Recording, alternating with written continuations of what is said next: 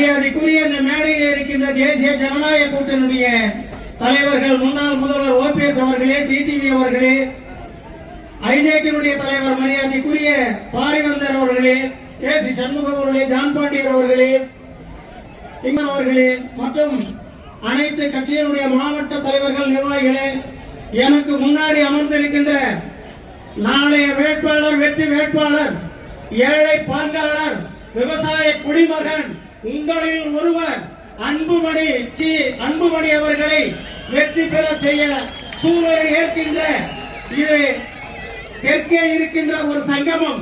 வங்கக்கடலா, அரபிக்கடலும் இந்திய பெருங்கடலும் ஒன்றாக சேர்ந்தால் எப்படி இருக்குமோ அப்படி ஒரு கூட்டம் இங்கே கூடியிருக்கிறது என்று சொன்னால், இதை பார்த்த உடனே நம்முடைய எதிர்த்து நிற்கின்ற திராவிட முன்னேற்ற கழகத்தினுடைய அரசு தோல்வி முகத்துக்கு போய்விட்டோம் என்கின்ற எண்ணம் உருவாகும்.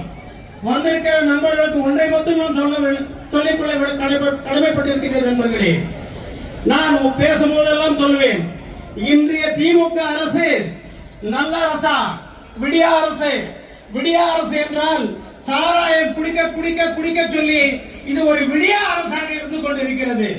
நம்மளுடைய தமிழகத்திலே இருக்கின்ற விழுப்புரம் மாவட்டத்திலே அண்மையிலே கடந்த ஆண்டு 23-25 பேர் செத்து